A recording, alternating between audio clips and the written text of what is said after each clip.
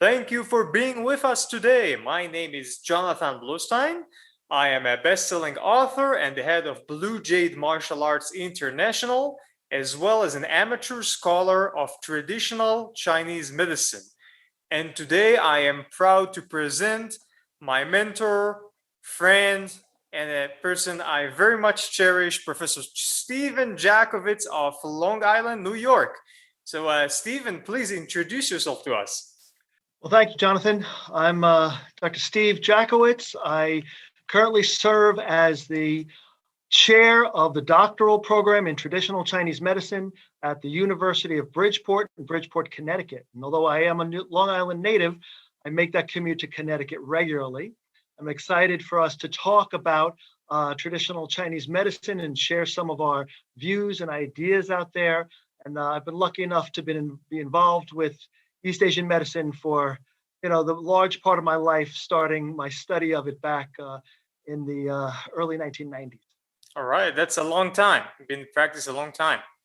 Well, time flies and you never think it's that long till you look back on it. So that's always a measure and there's always more to look forward to. So hopefully a little bit of practice of all those Qigong exercises and such, I'll be able to be involved in this for a fair number of years more. We sure hope so. And prior to being an academic, you were also in private practice for many years, right? That's true. I actually, my undergraduate degree started me off in studying East Asian studies at Harvard, and I wound up going to South Korea and going to medical school there, and then eventually coming back, doing more training in the US at the New England School of Acupuncture for a while, where I taught subsequently, and then went on to get a PhD studying the historical evolution of East Asian medicine. And then wound up teaching both history as well as Asian medicine. And then eventually I wound up now pursuing a second PhD, which is focused on a very specific approach and research to the Huangdi Neijing, the Yellow Emperor's Classic of Internal Medicine, and looking at structural formats of how the text was created and how that can kind of help understand it in a deeper way. So I've been doing this for a little while. I've been in private practice, getting licensed back in the late 90s, and have worked in a number of different schools and different supervisory roles as well as academic roles, and have published a fair number of academic things on Chinese medicine. All right, that's quite a long list of things. And today we are hoping to give some useful practical insight for TCM practitioners across the world, and especially in North America. And let me start off by asking this. As we all know, East Asian medicine has been growing steadily more popular in the West over the past few decades. And nonetheless, we find that practitioners face certain challenges in their clinics, which are not necessarily related to the medicine itself. Could you kindly extrapolate on these things? Well, that's a great question. I think one of the things is that we are using the term East Asian medicine to be as inclusive as possible, but really using that to refer to the traditional medical system that developed both in China, in Japan, in Korea, in Vietnam. There's variations in that. And so we're using the term East Asian medicine as those methods and theories differ somewhat. When we see it transplanted to the West, it's very interesting because we're taking something outside of the context in which it grew.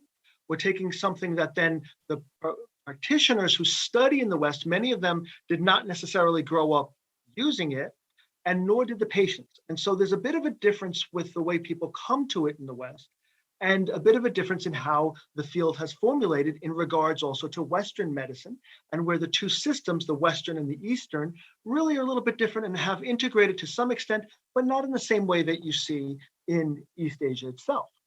And so there's often a challenge when the student goes and gets into practice, when they go into practice and they're coming into this world of private practice or even working in larger clinics, and how they can move forward and develop a practice in a world where it's kind of like a virgin territory, where it's still developing in the way it's viewed, in the way that the mainstream Western medical community views it, in our relationship to insurance, our relationship to billing. All of these things are still evolving during this time period. And so I remember when there wasn't really any insurance to bill, when it really wasn't that way, that people came in and said, oh, do you have coverage? That wasn't necessarily where we started out with, where everything was out of pocket. And when it was hard to find herb suppliers, and when herbs were all the raw herbs and the granular formats and all the pill forms and weren't as available, right? So things have definitely changed. Even just the number of suppliers of needles and of cups and of all the different things that we use has changed. And even our clean needle technique manual and the way that we do things for our best practices has evolved over time. So it's an evolving part of the field. And so this has often led to challenges for the people who get out of school, and how do they move forward? How do they build a practice? And how do they reach out to the patients who can come in and can benefit from this? And that's really something that I've seen in the years I've been doing this and teaching people has been a real challenge, because I see people who come out of school so talented in their ability to treat, and then often floundering in their ability to make the transition to create a practice that supports them. And that's one of the things that maybe we could talk about today, is that transition, how to get that practice to support them. Because practices, interestingly, aren't exactly businesses. So I think that's part of what perhaps can be the nexus of what we discussed today. All right. And there was a story you told me before we started the recording about a student of yours that I think could exemplify this quite well. So over the years, I've worked with a lot of students, worked with students as they've gotten into practice.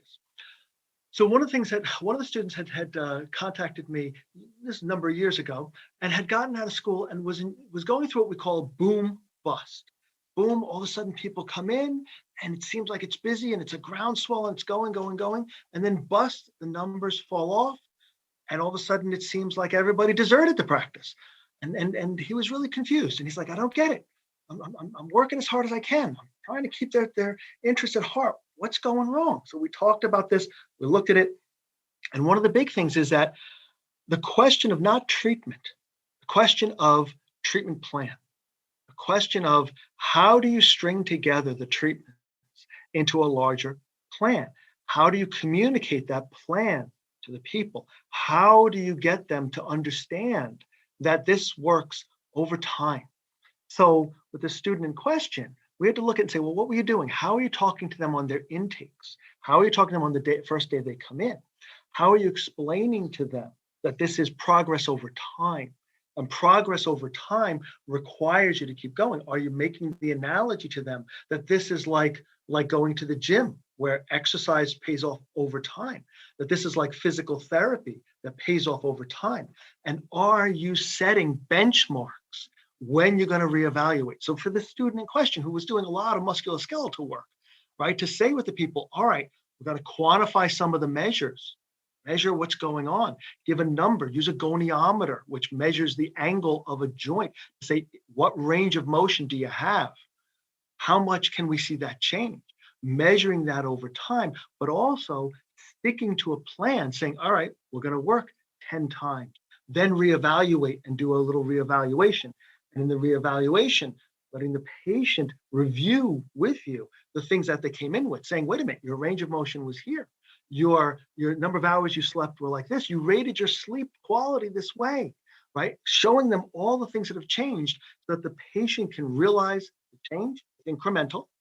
The patient can agree to say, wait a minute, this did work. These 10 sessions taught me or brought me somewhere. And therefore they can choose to come and say, oh, wait a minute, I want to do 10 more. I want to work on that plan again, because it's incremental change. And that really changed my students, his practice, because it was saying, okay, you need to not only on the first day discuss this plan, schedule the plan, put the person on the schedule, 10 weeks, same time if they can, for 10 weeks out, if it's a 10-week plan, right? Schedule them and schedule the reevaluation, actually reevaluate on the day of reevaluation, actually keep them so you know where they're going. Just like I had said to him, if you're driving from New York to Cincinnati, there's checkpoints on the road to make sure you're going the right way, that you know where you're going and you're not making a wrong turn. Because if you make a wrong turn, you wind up somewhere else. And that's the same thing that you have in treatment, working in that sequential format. And that's one of the things that oftentimes we kind of fall a little short on in the West. And I think we fall short on that for a couple of reasons. Right? One of the reasons is that the patients don't realize what this medicine is like. They don't realize that it works in that format. And so that's something we need to help the patients understand. We need to get them in that mindset. This episode is brought to you by Jane, the clinic management software that honestly just makes running a practice easier. Let's dive into something that's never easy, but sometimes necessary: raising your fees. It can feel awkward, right? But here's a tip that can really help. Consider offering flexibility to your patients as you introduce the change. When patients face new fees, it's natural for them to feel uncertain or concerned. That's where flexibility can really make a difference. Offering options like a phased increase, suggesting a payment plan, or even taking a moment to talk things through can help to ease the transition. These thoughtful gestures show your patients that you're listening and care about them, which strengthens the trust you've worked so hard to build. If you're looking for more ideas on how to navigate these kinds of changes, head to frontdesk.jane.app and check out the article, How to Tell Clients You're Raising Your Fees.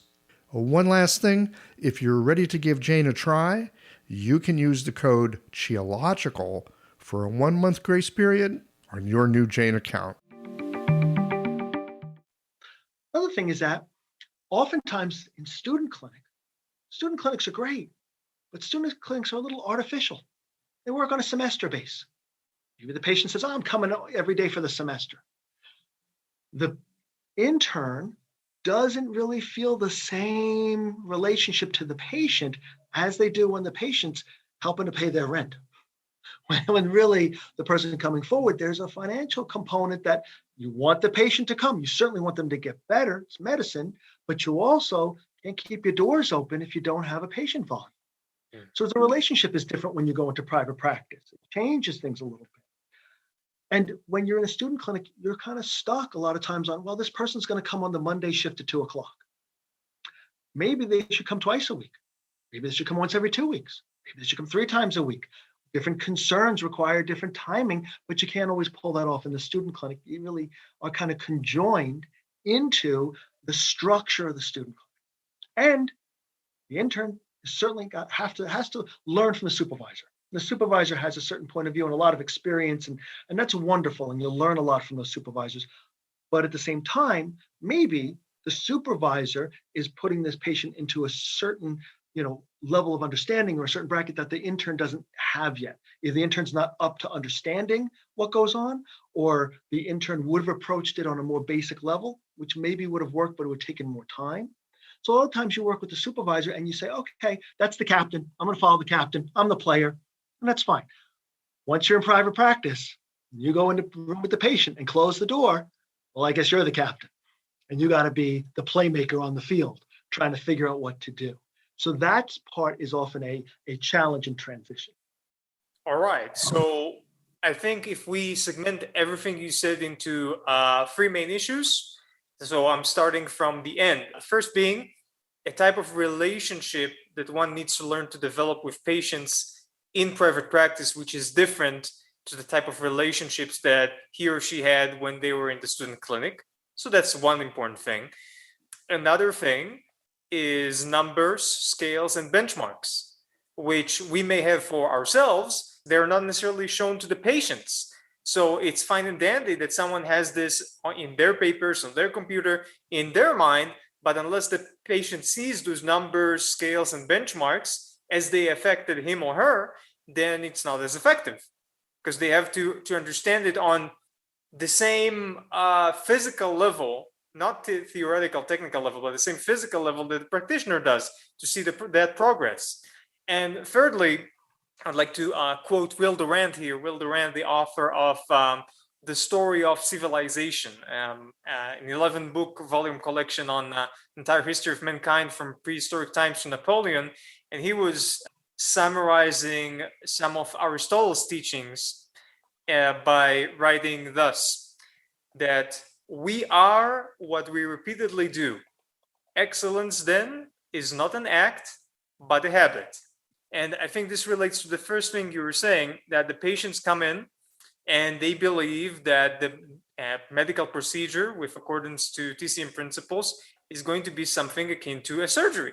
You come in once or twice, you get something moved or removed somehow, and then it gets fixed. It's like fixing a car. But rather, we are what we repeatedly do. Excellence is not an act, but a habit. It has to be continuous. And this sort of mindset has to be ingrained into the patient, right? Yeah, I do agree. I agree. I think one of the biggest challenges that you see in the West is that Westerners, our culture in the modern day has become one of instant gratification. And so we really are focused on have it now, buy now, pay later. That's a real common rubric that goes on in society. And so what happens is when patients come in, they don't always understand, or they're not necessarily, made aware right away that this is a process. So it's a process. And East Asian medicine is natural. It's a natural medicine. Pharmaceuticals are rarefied, they're reductionist medicine, but East Asian medicines are natural. Natural medicines work more slowly. They hopefully have fewer side effects if used correctly, but they move more slowly.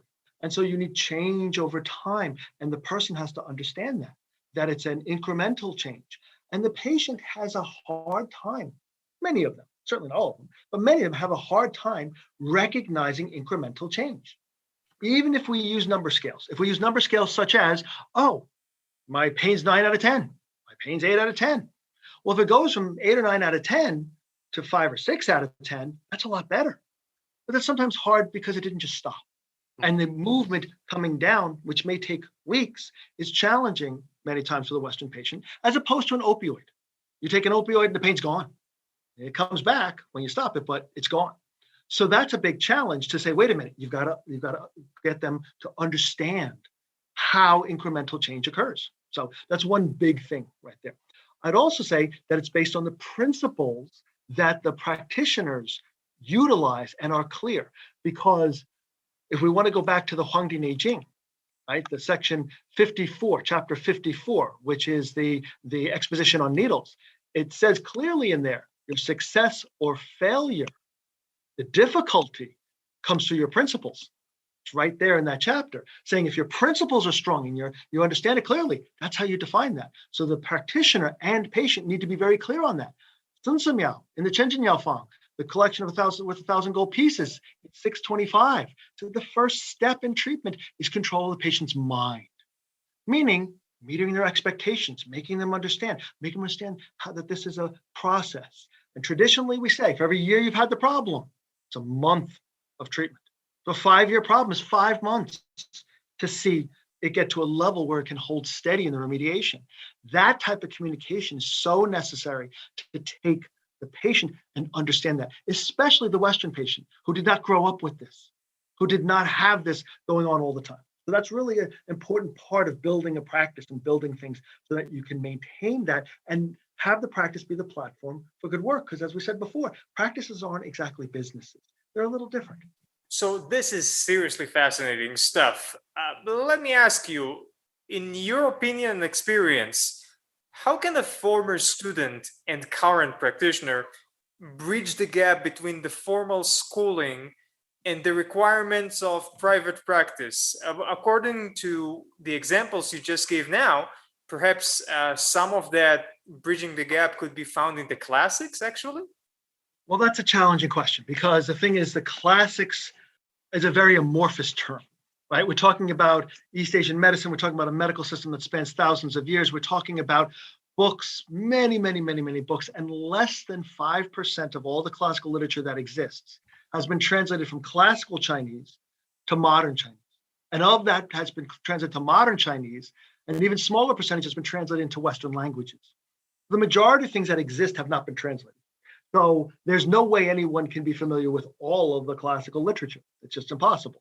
Also, what we really need to work with many times is standardized modern approaches. That's why the foundation of modern TCM, starting in 1953 with the actions of the Communist Party to standardize it and professionalize it, has really brought a high standard to what's done. And the standardized textbooks and the standardized materia medicas, the standardized approaches are really helpful, especially because they are integrated in some sense with Western medical ideas. Western medical categorizations are addressed in that format.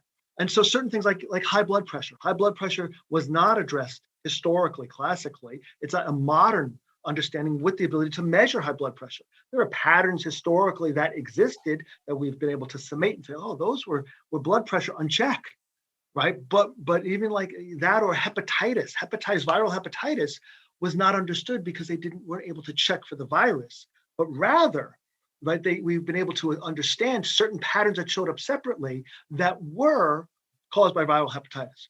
So the modern standardization has really allowed us to operate in a modern clinical setting. And that's really where people need to start. That's really a good place to start before one makes a foray into the classical world. Most importantly is, I think, for the transition into private practice and the effectiveness of private practice, is understanding metrics of success and metrics of failure. That when you go in with the first day with the patient, you have to be able to predict what will be a sign that I'm going in the right direction. What would be a sign I'm going in the wrong direction?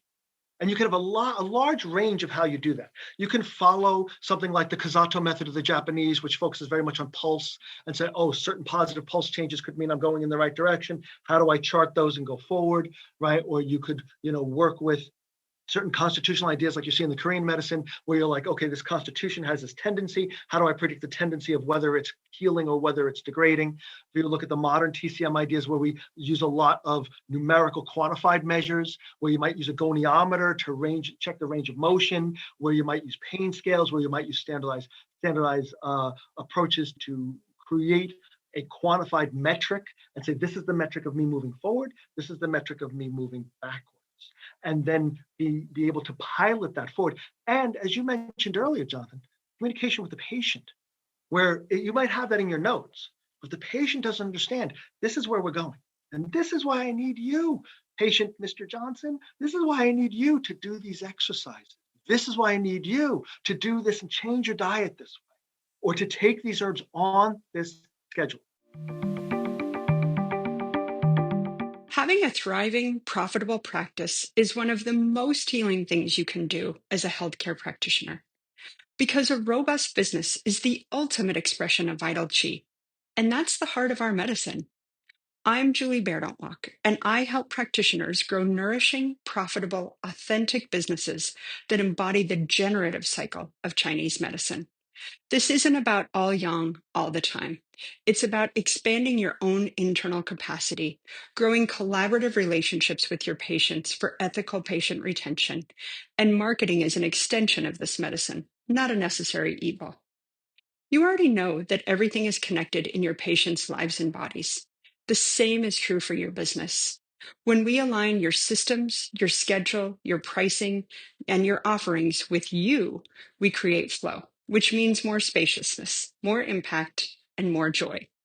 When you are in the flow, fully resourced in terms of chi, time, and money, your business becomes a source of healing, not just for your patients, but for you. Let's grow something rooted, radiant, and real. Visit lifeflowconsulting.com to learn more. I always tell the students, I go, herbs are the greatest medicine that don't work when you don't take them. And if you don't swallow them, you don't follow the plan, they don't work, right? And so that's the thing. You need to acculturate the patient, give them this cultural foundation of understanding a natural medical system, because our Western world is very divorced from nature. And how do we use natural abilities? I mean, we can tout the abilities of the body to heal itself. Sure, but at the same time, your body can't heal itself unless you're engaged in it, because you are the emperor or empress of your body. So say the classic, right? So you have the control to close the borders, right? And not take in the medicine that can help you, or open the borders and engage with the doctor in the world.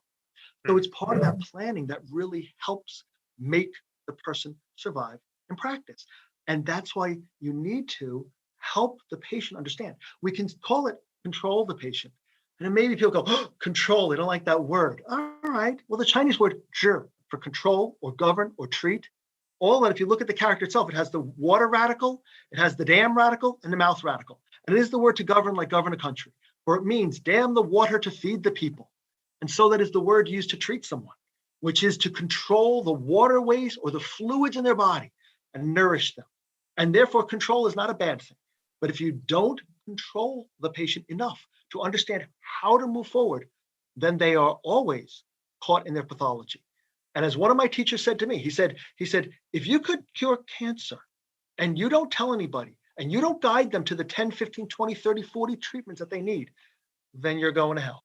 Having the ability to help them and not setting up the platform to do it. And that's why I said before, practices aren't businesses, because a business is just based on money.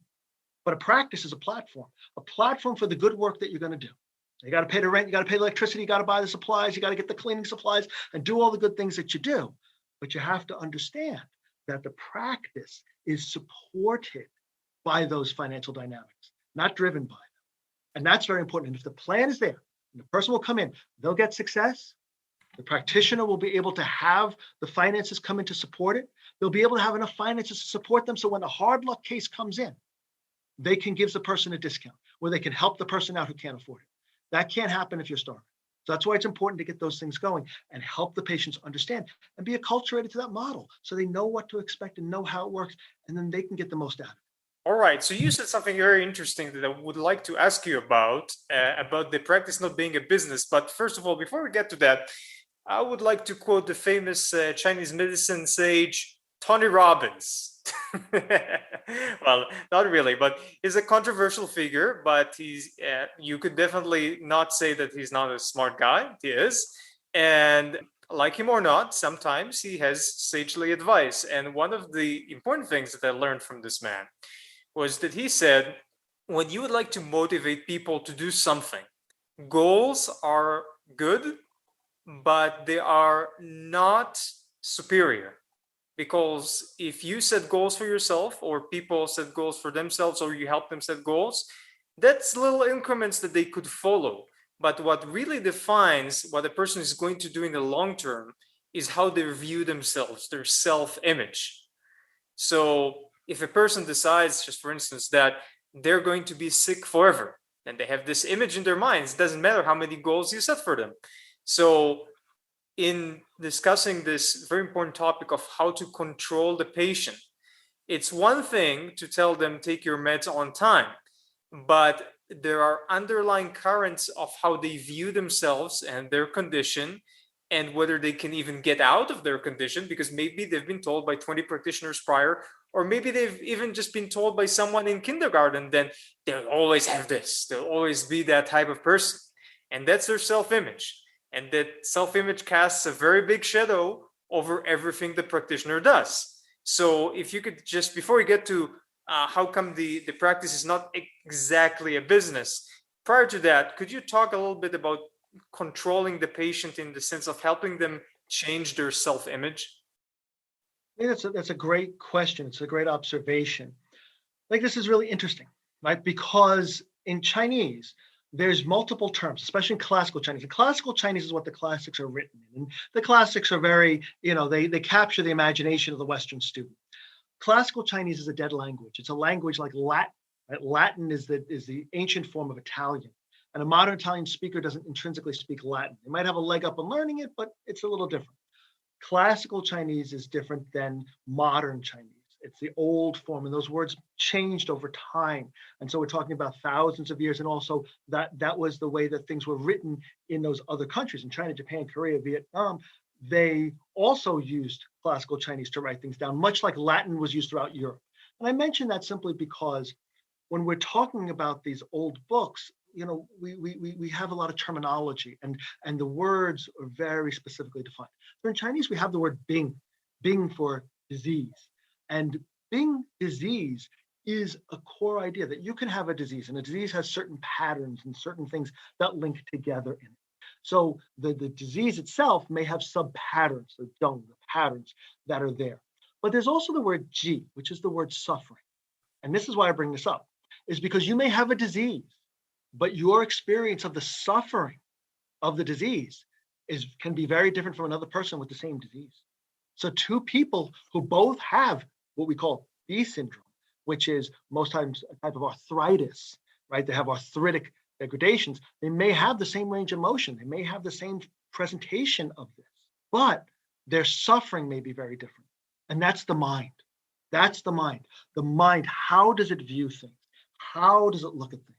And I'm reminded of a story from Zhuangzi, right? The great Taoist sage Zhuangzi, who writes a story within the Zhuangzi. He writes a story about a man whose body is being deformed and changed, who has some sort of terrible deformative condition where he's hunched over and his neck is crooked and he's looking up, he can bear, he's turning, one eye sees the sky, one eye sees down, his body's horribly misshapen from this degeneration. And his friend visits him and says, oh my God, it's getting worse, it's so bad, it's so bad. And he says, no, he goes, look at how the Tao is changing me.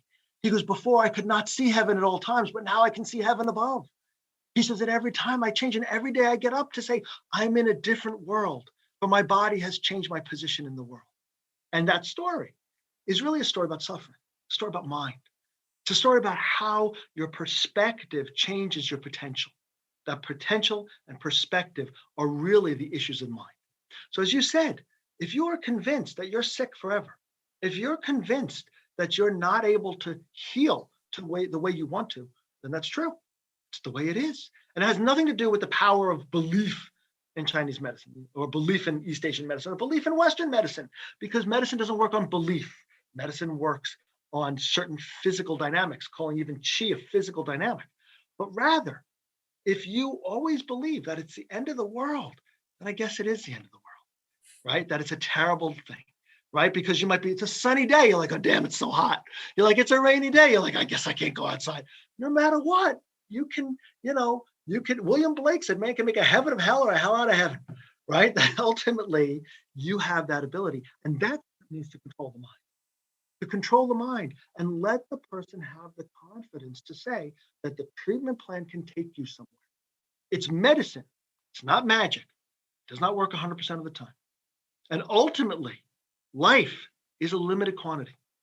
No one gets out of life alive. So ultimately, it comes to an end. And the doctor bears witness to that. And the doctor sees that.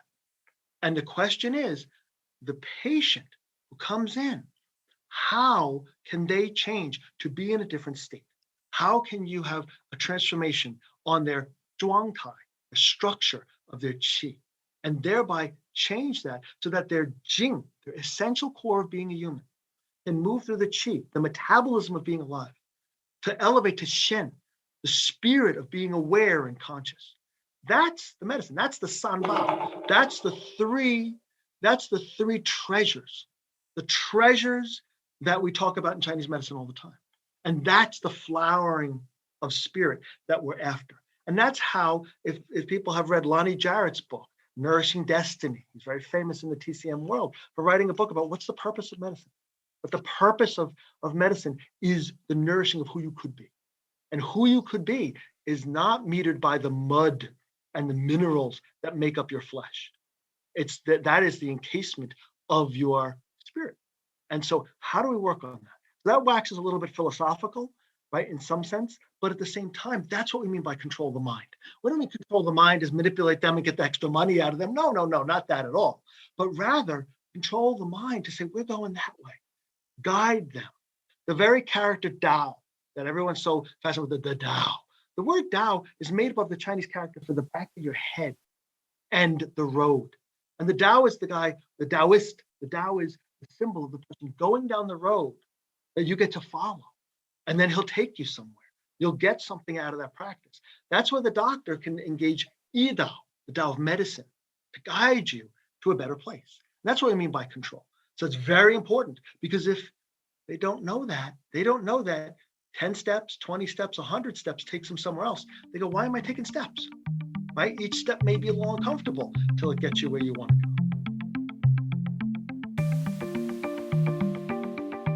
I hope that you have enjoyed this thoughtful conversation with Jonathan Bluestein and Stephen Jackowicz on perspectives in practice and looking at our medicine from traditional points of view and trying to understand how it all fits into our modern world. You'll be able to hear the rest of this conversation in the fall edition of the audio journal that will be coming out in September, just in a couple of months. And we would love to hear about what you might like to share with our community on the audio journal here at Geological. You can visit the website, send us a message with what you'd like to share.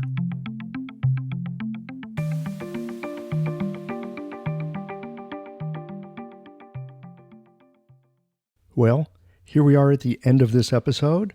If you've listened up to this point, you're either a rabid fan of Geological or the forward button on your podcast player stopped working. If you are indeed a fan of the podcast, you can help us to bring new episodes to our community of practitioners by supporting us with a membership or a one-time contribution. Details, of course, are on the website. That's it for today, friends. Join us again next Tuesday for another thoughtful episode of Geological.